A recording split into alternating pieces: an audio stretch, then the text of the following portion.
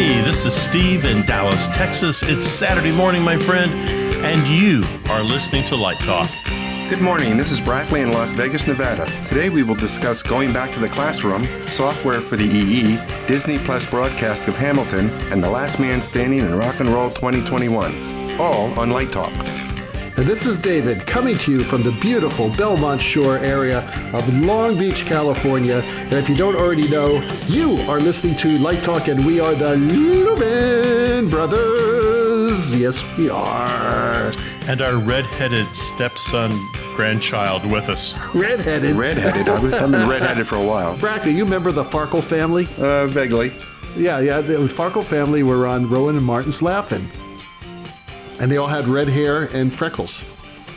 I had neither, so I don't know what you're talking about. Well, Mr. Farkel did not have red hair and freckles, but the neighbor did. So that was the joke. They had about 200 kids. Anyway, hey, welcome everyone to episode 173. As Steve says, Stan has the week off, and Brackley has kindly offered to sit in. Good to have you back again, Brackley. Thank you for doing this. It's great to have you here. Thank you. This is 2 weeks in a row, because you were with us last week. Yes. When we interviewed Ellen. That was great. Terrific interview with Ellen. Great stories from the Caribbean, and we have some news. Shall we tell the listeners what the news is, Steve and Brackley? Sure, go ahead. Ellen may be coming back to Light Talk Central. With her octopus? With her octopus. Frozen and joining octopus. it as a Lumen sister. So now Anne won't be so lonely in this vast sea of testosterone. Although at our age, the amount of testosterone left among the brothers could be seriously questioned. We'll be like the Farkel family. There'll be 200 Lumen children soon. That's a scary thought. That's a very scary thought. But anyway, enough of that. On to the show. And Steve has our first listener question. It comes from Rebecca in Ohio. And she writes, what changes are you planning for the classroom this fall? Well, I'm going to clean it a whole lot. Right. And wear a mask. I'm going to have a 55-gallon drum of hand sanitizer that I will bathe in after every PowerPoint presentation. It's interesting because this is making me really rethink the curriculum and rethink how I deliver classes in design. So we are not doing productions this fall. So we are not going to do that. But the department chair and the dean were very gracious, and they handed over all that production money to me so that the set designer, Russell Parkman, and our costume designer, Claudia Stevens, we are going to supplement our lectures at least once a week with a guest artist. And we are trying our best not to find people who are going to tell war stories about they were around for the steam Lico. Like us, right? Yeah. We're not invited. Right. Non-Light Talk people. Definitely. So I think what this means is I'm going to reach out to people I would have never considered calling in the past. And it's, I don't know why. We get kind of set in a way on how we deliver curriculum as teachers, and we don't want to stray from that path very far. So we are going to stray, and we're going to try to bring some interesting people in. We're going to have some joint projects with other schools. And it may be a terrible fall semester, but we're hoping for the very best. You're going to try. I think that's a great idea. We're sort of doing the same thing. And actually, some design teachers from the California state system, which has like 23 campuses, have gotten together. We Zoomed together on several meetings, and we've all talked about pooling our resources. So we've already started doing that and setting people up to help each other out. But I think what Steve's talked about is really pretty cool. So you're talking about bringing in people that you would never think about bringing in. Well, I haven't made the phone call yet, but for instance, I would have never called up Polly Constable. I would have never thought it was even possible to get her interested in doing something for class. So we're becoming the Amazon of education. We're out there looking for really great product that can be delivered to us by people who want to be there and do it. No one's going to get rich. I'm paying $100 an hour. Wow. So most of these people, 15 minutes. Well, but it was like when we did Design Showcase East, we had an honorarium set up for the designers who spoke there. And I think to the person, they all said, we really don't want your money. We just want to do this, and we think it'll be fun, and it'll be a nice way to outreach. So I think if I were calling them up every third day, it would be different. But people like to talk. They like to share information, and I think there's something, potentially fun about this. I think it's a great idea. We're planning on doing some on-campus in-person teaching, but I'm going to probably do a combination, and I like the idea that you're suggesting, calling some maybe friends of mine that might want to come on and talk about, their work, and as, not telling war stories necessarily, but actually, telling everybody what's happening, and, because people have free time now, so I think it's a great idea. Well, it puts a real different perspective on it because, heck, let's say we call up Steve Shelley. He may not agree with how I draft my projects. He might have another perspective on that and say, you guys should. And he'll tell you. But I think that's all right to bring people in who know what they're doing. And, you can't have thin skin about this. There is no right. There is no wrong. This person's coming in today and they're going to share their experience with us. And it could be different, which I think is really, really interesting. I'm really inspired now, Steve, because the person who I've always wanted to interview, who has all the time on his hands as he wants right now, is that guy who sets himself on fire for O. You know that guy out there? He completely sets himself on fire. I want to find out what that's all about. I mean, he's been doing this, 2 shows? How many shows a week they do? Like 8 shows a week or something like that? Not anymore, but they were, yeah. They were. 420 performances a year? Yeah. Okay, so this cat has set himself on fire, and he's standing on stage, actually sitting in a chair for a long time, on fire for at least 5 minutes. Mm-hmm. I want to know this guy's story, which is pretty damn cool. Well, we'll find out here. Yeah, you should call him up, Brackley. Yeah. I mean, he's in your backyard, I'm sure. Yes, and not doing anything. He's not burning himself now. One of the changes that I'm doing is because our Performing Arts Center doesn't have any shows booked, I'm going to be teaching in our Black Box Theater where we can social distance, and I'm going to see if I can set up a light plot for the entire semester, and we can just do projects all semester long in the Black Box. So I'm kind of looking forward to that. If we go back, which we're planning on doing, we're 50-50 right now. And I have small classes so I can set them up 16 feet apart and hand sanitize and masks and everything. But then we can set up some movers, some LEDs, and really just go through a number of lighting boards and really take the time that we don't have normally to do that. My suggestion is plan for the worst and hope for the best. I'm planning on being in my office here online. Yeah, pretty much. But hey, who knows? Right? Good news out of the United Kingdom today is that apparently they're pretty far ahead on a vaccine, keeping our fingers crossed, right? So let's hope. Let's hope this actually happens. Robert in New York writes, once COVID is behind us, what companies will still be standing? Good question. Google, Amazon, Facebook, and Zoom. Oh, wait, you mean theater companies? Well, okay, in that case, the ones who can figure out how to create additional revenue streams, like we talked about last week with Ellen. Yep. And for that, I refer you all to listen to our Let's Talk About segment in about 15 minutes. It's pretty interesting, seriously looking at the number of companies that will be able to survive this. It all depends on what the restrictions will be when we get out of it. But we sort of talked about this before, but it really is going to depend on what happens with the public. If people are going to be ready to go back to theater, or if the technology has finally reached a point where they don't have to go to live theater and they can see something just as good, if not better, at home. Or a combination of the two. Or a combination of the two, right? The combination, right. But we don't know. I mean, it's, no one can predict that. All we know is that, like as Ellen said last week, we can't go on with $300, $400, $500 tickets for live theater. That just ain't gonna cut it. $7 works out well. Yeah, $7 is great. So what do you guys think? Which theaters are gonna survive? Well, before Brackley jumps in here, I read that question differently, though that's a good answer. I think when Robert refers to companies, I think he's talking about manufacturers.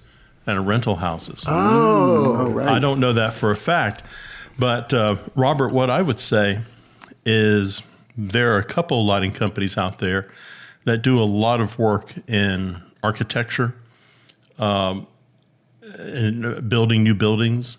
And I think those companies are going to be standing really strong because none of that work has really stopped. I think most people in that world are probably comfortable through the rest of the year. The question is what's going to happen in the first quarter of next year. And the question, of course, is what's going to happen if the touring industry doesn't come back and rental doesn't pick up. So I think if that is still as grim as it is right now, you're going to see a lot of production companies go under. They just can't survive. And I think what you're going to see with this COVID infection, it's harsh, but I think it's a little bit like a wildfire out in California. It clears out some of the shrubs, and it leaves the kind of really strong trees still standing. So I think we're going to see some of this very inexpensive equipment that's coming out of Asia disappear. I just don't think there'll be a market there anymore. So we're going to have a Darwin reckoning, basically. I think so. I think so, and I think that's going to be good for some of the companies because right now, they don't have to. Right now, that competition of who can make the cheapest light possible. I think that doesn't help our industry one bit. Yeah, the larger production companies, I think, are going to stay. A good friend of mine at Whaaaa saying she's worked every day in the past 3 months trying to get these big projects she's working on.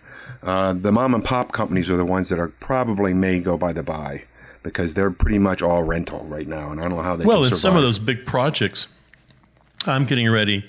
We're renovating one side of our building right now, and when that's over, we're moving on to the second renovation of a theater space, the Bob Hope Theater. But that project has been in the works and moving for 2 years. So that money is there, and the companies that are involved in that project will continue to be involved in that project. And, that's going to be fine. When some of these projects that take a year to do the renovation or to completely come to totality, when those are gone, that's when you'll see the real kind of scramble. Right, and the architectural lighting world's still going. I have two alums working with these architectural lighting firms here, and they're swamped because architecture keeps going. Chad in Vermont writes, why are console companies moving away from the dedicated Grandmaster fader? That's a good question. A lot of accidents, people leaning on it. Right. They should get rid of that button, too. Yeah, right, exactly. I don't know. I don't know why they are. Do you guys have any insight on that? Well, that's my insight. It's kind of useless. The way I use it when I'm designing a show, I'll just tell the operator. Well, I don't think you can do this with a Grandmaster, but I always tell the operator, put all the levels on a wheel and roll them down a little. But you got to make sure that that's not going to affect any of the other parameters you don't want them to affect. But the Grandmaster is kind of a silly sort of thing. It's an old-fashioned type of, who really uses it? It was holdover from the two-scene preset boards. Absolutely. You can ask an executor to do whatever you want it to do. So there doesn't have to be if you want to get real crazy, you don't have to have a dedicated go button either. You can just program any old button you want to be a go button. So I think it's a thing that's kind of left over from the past. I believe that's why they're phasing it out. I remember those 20-scene preset boards that we had, and we had to do a quick blackout. That was a good way of doing it. You see, Brackley, this is why Steve's not going to ask you to come and do a lecture for his students. Because now you're talking about preset boards. I do remember those things. They were insane. I didn't remember the piano board. That was after me. Oh, I did the piano board. Yeah. Steve, have you ever designed or worked a piano board? Yes, there was a piano board in the second space at the Barter Theater in 1977. It had about, I guess it was eight dimmers on it, and it had a Grandmaster. Was it original DC? No. It might have been original DC, but no, I don't think so. I think it was definitely AC when I was there. There used to be a piano board at the Coconut Grove Playhouse where I actually designed a couple of shows when I was an undergraduate student, actually right out of undergrad. I went to the source of all knowledge control booth, and looked up the answer to the question of Okay. no one knows. No one knows. So there you go, Chad. You know, we should ask, or the gurus at ETC. Remember, Sarah? She knew, where Q only was first used, the button Q only. You remember that? That was a big question. That was a poser on Light Talk. So she should know about the Grandmaster. We're going to call Sarah and find out. Right? Or Ann. Sarah or Ann. Either one of them will know. You are listening to Light Talk, and Light Talk is sponsored by a public service announcement from No More 10 out of 12s. Right now, playwrights have a great deal of time on their hands. With society locked behind masks and social distancing, ideas for new works are few and far between. What is Broadway to do?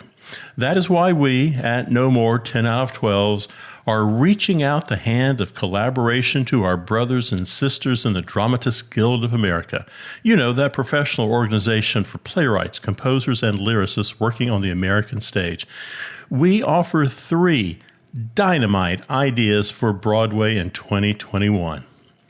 Number 1, Sitzprobe. It's not just a funny word. The laughs just will not stop when the orchestra is trapped on a cruise ship and the singers, down at the Opera House, must make do at the Sitzprobe.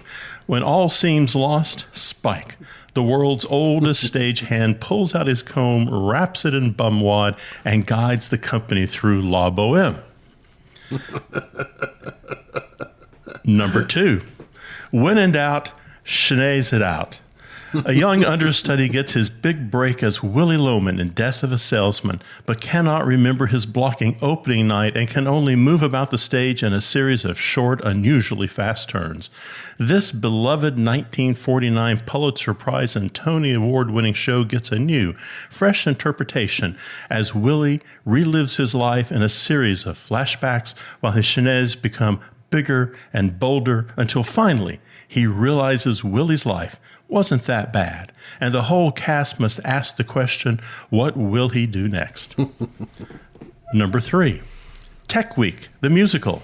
Down at the Summerstock Theater, Amy, the rookie assistant director, must take the reins when her mentor, Doc, is bitten by a raccoon.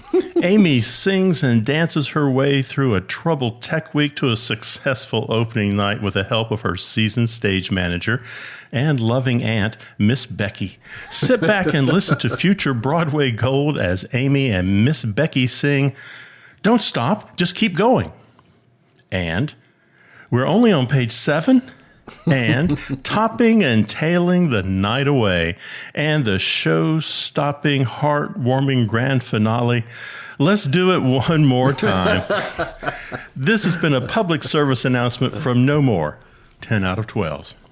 Okay, first I have to say, these are 3 pretty amazing shows. I would actually pay $7 to see them. No doubt about it. I am quite proud of when in doubt, Shanae's it out. I'm quite proud of the line, what will he do next? But I don't know, Tech Week the musical is pretty cool too. It's pretty amazing.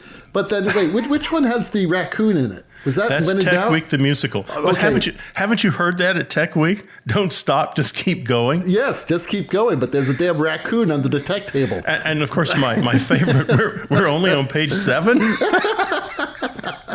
Yes. When's the next break? We're on page 7? My God. And I can't tell you how many times I've heard the director say, let's do it one more time, which means we're going to run this thing at least 7 or 8 times before the night's over. Is there an end? And then you get to page 8. That's I think what would really go well would be Guardians of the Galaxy, the musical. Okay? I think having that raccoon, I want to play the raccoon. Okay? I've always wanted to. His name's Rocket, by the way. But that would be a great treat. I think in the stage play, they've got to get Brad Pitt to do Rocket. To do Rocket. Yeah, you got to have Brad Pitt do the raccoon. Oh, excellent. That'd be excellent, Brad Pitt as the Rocket. And now, back to Light Talk. Hey, the sounds of those deranged ducks tell us that once again it's time for Let's Talk About. And on today's Let's Talk About, we will be talking about Disney's broadcast of Hamilton on Disney+. Also known as watching and listening to a Broadway musical laying on the sofa in your underwear, all without having to deal with all the riffraff in the audience. Yes, Hamilton. So, what do you guys think? I was quite impressed with it. I really was. I had not seen the theatrical version at all, so this is the first time I saw it. And the lighting, I thought, was Howell did an incredible job. The video was superb. I thought it really captured what the theatrical lighting was all about. Yes. The video, I said, wait, there's no video in that show, but you're talking about the actual video. Right. It was a video that we watched, yes. Well, it was super high definition. It was 4K. And if you had a really good monitor, whether you had 4K or not, even just a regular high-def TV would have been fantastic. It showed a great deal of contrast, and the direction was brilliant as well. I mean, the video direction was really well done. I really liked the close-ups. I loved the far shots when we wanted to see the lights, wanted to see what was happening on stage. I wanted to see the floor. And the floor, there were a lot of floor shots. Yeah. And Hal, I must say, Hal's lighting design of the floor was just brilliant. It really was. It's something I teach my students all the time. I said, you don't ever forget about the floor. I said, you're lighting the floor. You know who taught me that? Theron talked about that a lot because when I asked her about a chorus line, a lot of it has to do with the floor. So you have to compose the floor as a lighting designer, and boy, did Howell do this. With all that side light to keep the light off the floor, so you had a lot of visibility light hitting the actors without it ever hitting the floor. And brilliant textures all over the floor. And he was able to light the floor very specifically with textures and being able to actually highlight the rings of the revolve. That was pretty damn cool. Throughout the whole show, he did this. But I believe what was even more impressive above everything else, two things. Color. Because in close-ups, if you don't have your color right, it's going to look terrible. And that color never looked terrible. It always looked brilliant. And cueing. The cueing was absolutely sublime. The music was fantastic and great music to cue to, but did Hal do so many different techniques when it came to buttons and bumps and builds and pull downs and focus cues and obviously cues with many steps that would be following the music perfectly, completely integrated with the music. I must say kudos to Mr. Binkley, and I can't wait to talk to him. I know he's coming up in a few weeks, but it was such a brilliant design. Like Brackley, I hadn't seen the stage play either because I could never get a ticket for it. Me neither. At least not, $7 was good. It came in. No, but it was completely sold out in Southern California. I could never get a ticket. Every day we did the lottery, could never get a ticket. I called in all my favors. Nobody loves me. They didn't give me a ticket or couldn't arrange me for a ticket. But I got to see it, and I must tell you, it was really, really, really impressive. And ETC has a webinar where they have Howell and the whole lighting design team on for about an hour or so, and it is a quite interesting perspective. Right. This begs the question, and I'm serious about this. Hamilton came through Dallas, and we saw it out at Fair Park, which is, 2,500 seater. It's one of those big civic theaters, and I was not in the first row. This begs the question, was it better on television? Does television make it that much better because you have a director who is making very strong decisions about what he or she wants you to see? So we have the attention to detail. We see the close-ups. We see a pullback when we need to see a pullback. Maybe, I know it's going to be sacrilege. Maybe it's better on television than it is watching it live. A little bit like the NFL. You get to see the plays close up as opposed to sitting back and looking at everything in kind of one big mass coming at you.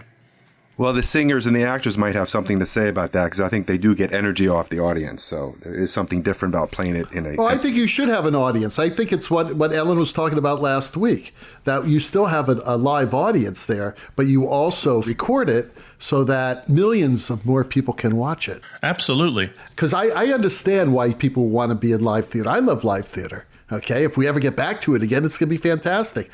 But opening up that stream for millions and millions of people who definitely only dream of seeing a show like that, would be amazing for the world and for, people who live in little places across the United States that will never get a chance to see Hamilton. Here you go. And you don't have to wait 4 years to see it. Maybe after 6 months, you start live streaming it. I don't know what it is. I don't know exactly what the plan would be, but it would not be waiting 4 years. It would have to happen relatively soon after it opens. I think that would be fantastic. We're there. I mean, the technology's there. I must tell you, I was watching this on my television set and I was going nuts. I cranked it up. I have this great sound system. That battle scene in Act 1, boy, was that powerful. And it was powerful because of the art, it was powerful because of the performances, and it was powerful because of the sound and lighting. It really worked. It was fantastic. I was jumping up and down. I loved it so much. I really was. I thought I may have to watch it again. Yeah, crank it up, Brackley. For $7 before my month runs out. Well, I hope they keep it on for about another month and a half so that I can show it to my students. Yeah. I'm actually writing it into my curriculum, my online curriculum. So hopefully they'll keep it. That would be fantastic. So Steve has our next listener question. Joni in the UK asks, which software is best for lighting design for electrical engineers? Joni, I have to admit, I did not have a clue. So I started to do a little research, and the electrical engineers already know this, and the architects already know this, and Stan Kay is jumping up and down beside his swimming pool going, pick me, I know this. Please. I think what I found is there are 4 that are go-to programs for electrical engineers. The first one is Dialux, Dialux. And they on their website at least, they say they're the leading software for lighting design, and it's free of charge in 25 different languages. So you can plan, calculate, visualize light for indoor, outdoor areas. You can do buildings, individual rooms, parking spaces, anything that electrical engineers might be doing. So Dialux seems to be the one on the internet, at least, that people are talking about. The second one is called Relux. Relux, and Relux is you got to go out and take a loan out of the bank to get that one. It does everything Dialux does, but it's obviously better because you have to pay for it. At least that's what some people say. But it also allows you to simulate lighting and sensors for detailed renderings and clean calculations when you're doing things. There is a third one called AGI32. And the big thing about AGI32 is it comes with a database. It's a cloud database of lighting products, lots of browsing tools to search for luminaires that are the exact match for what you're trying to apply them to. So now you don't have to have a library of all these owner's manuals and catalogs. That's built into AGI32. And it is also something you pay for, but it was, I think it was maybe $85 a month, but I could be wrong about that. Maybe it was $85 a quarter, but there is a price tag attached to it. And the final one everyone knows about, and that is Autodesk Revit. And that's kind of the old faithful right there. So those 3 programs, Dialux, Relux, AGI32, and Autodesk Revit, seem to be the ones that EE people are talking about on the internet. Mm-hmm. Yeah, Revit is really a required program. If you're going to get into architectural lighting, you really need to know Revit. And we've been talking about that on the show for 4 years now. So Brackley has our last question of the day. Well, Brittany in California writes, how is COVID going to change the nature of rock and roll concerts? Well, that's an interesting question because I think that could go for any live entertainment because until we get a vaccine, it's going to be interesting to see how we can get audience members back into these concerts. And they may just do rock and roll without an audience like they're possibly going to be doing football this fall. So it's going to change it in that way. It's going to be a different experience, I think. Well, Brittany, you just need to rewind Light Talk by about 3 minutes. I think David answered this in the discussion about Hamilton. Yes. I think the future of rock and roll is going to be having these mega concerts that can be broadcast all over the planet. It's not for everybody. But if you're a Kanye West or a Lady Gaga or the Rolling Stones, you pick a mega group, and all of a sudden you do one location and you do 72 simulcasts that night, and all of a sudden you're reaching several million people in one evening. And this idea of touring doesn't have to happen all the time. Also, as we go into these mega concerts, it's not feasible for a lot of them to tour. We go beyond what is a stadium tour into some kind of rarefied air with a new concert thing. All of a sudden, you have maybe for an additional fee, you get maybe some kind of special audio signal beaming into your house, and you can share that with maybe 4 people. I think the genie's out of the bottle. And I think all of a sudden, if you're living, I'm going to pick on our friends in Bozeman, Montana. The Rolling Stones are probably never going to come there. But all of a sudden, if that concert can be beamed into your city and it's something more than just watching a DVD, I think that's the future of at least mega events on a rock and roll basis. And they're already doing that a little bit now with drive-in theaters. They're doing some mega concerts are happening in drive-ins right now. Well, rock and roll, it's expensive. It's not what the production companies want to hear. It's not what the fans want to hear, but it's expensive. And so a lot of your cost or a lot of your profit goes into putting that show on and moving it around the country. But boy, if I'm Pink Floyd, and I can do that, and I can do my double the amount of audience and double the amount of revenue and do one concert event a year, I'm going to jump at that. Back when I was a teenager, I would see 2 to 3 concerts a week. Tickets were like $3, $4, and the venues were okay. They weren't great venues, but boy, you'd see everybody. You'd see Zeppelin, Floyd, you'd see Grand Funk, you'd see them all.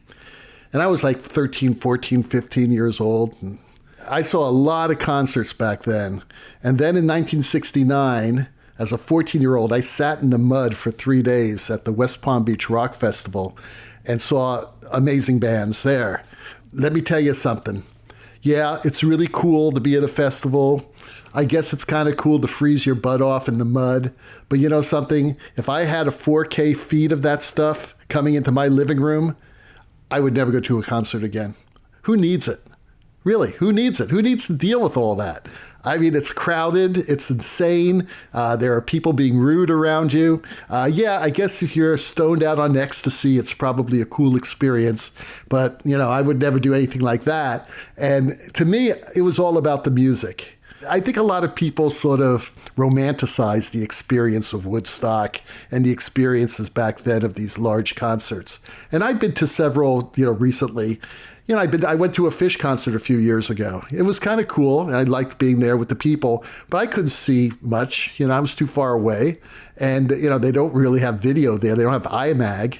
So it was like, okay, so I'm listening to the music, I'm into the music and all that, but I think I would have rather have seen a really cool high-definition feed of that. I'd prefer that. So I don't know. You're right, Steve. Until there's a vaccine, there's not going to be anything happening. Yeah, at least not with groups of people, because then you have super spreader events. All this stuff is going to cause problems. So we're not going to see it for a while. The people who could also mess around with this a little bit are the sports bars. They could have Thursday night rock and roll. Go get your chicken wings and watch your rock and roll in a sports bar somewhere. Sure. As long as that bar is socially distancing and people wearing masks and not getting into fistfights and not yelling at each other. That's the problem. It's hard to drink with a mask on, though. That's the thing. Yeah, that's very hard to drink, especially when you're yelling and you're trying to rock out with the people around you. Mm-hmm. These are super spreader events. It's not a good thing. Things aren't that great right now, but let's all pray and hope that we're going to have a vaccine soon. From England. Because that will solve the problem. I really do think so. Well, the rocking sounds of the Luminoids tell us that once again you've spent another morning listening to Light Talk. You can hear our show on Spotify, iTunes, Google, and just about every podcast site out there. Check out our website on lighttalk.org for future guests And be sure to follow us on Facebook and subscribe to our podcast. That way you will not miss a second of Light Talk Insanity. No guarantee is offered regarding the accuracy of any statements or opinions made on this podcast. However, if you do decide to litigate, the law firm of Flecked, Flocked, Flaring Glare and their paralegal Snoot will defend us until our retirement funds are depleted. Light Talk is written and produced by the Lumen Brothers, coming to you from Long Beach, Las Vegas, and the Republic of Texas. And be sure to tune in next week when we talk about more happenings in the lighting, design, and manufacturing industry. All that and a new sponsor. Light Talk, broadcasting questionable Lumen knowledge and humor around the world. So we'll see you all next Saturday morning. Stay healthy, stay happy, and bye-bye from Light Talk. Toodles. Bye.